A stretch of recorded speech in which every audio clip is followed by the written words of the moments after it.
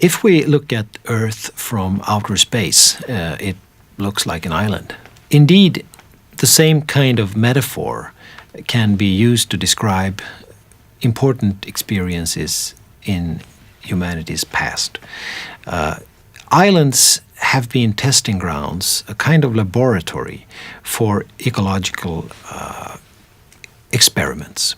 For example, when humans first came to the Pacific Islands like Easter Island, Hawaii, New Zealand, about 1,000 years ago, they were very few.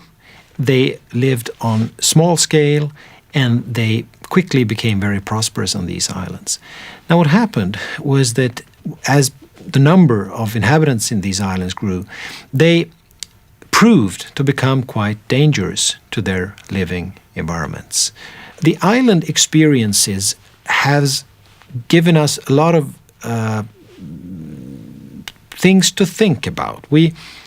Again, if we use this metaphor of the Earth, the entire planet as an island in the cosmos, we find the parallel particularly striking in the sense that there is no way to flee from this. We can't be refugees from our own planet in the same way as the inhabitants of these disaster islands couldn't leave their home ground. We are stuck here, and we have to cope with what we have. When we look at change in small islands, we can see that this change is rapid. We can see it clearly. It could be.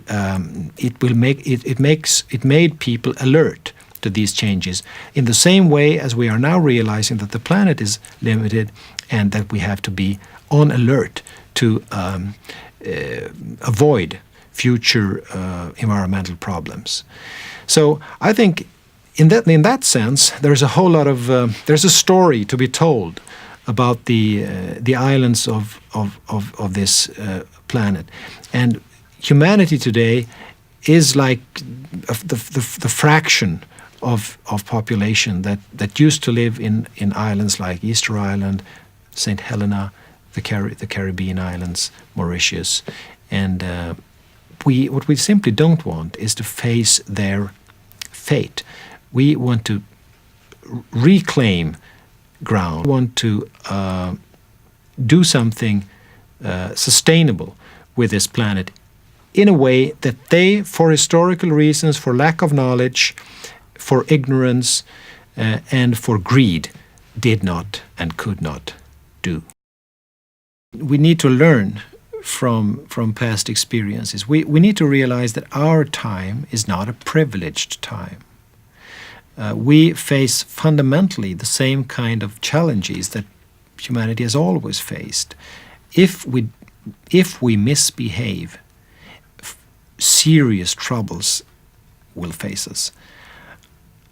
My prediction, though, is somewhat more optimistic than that.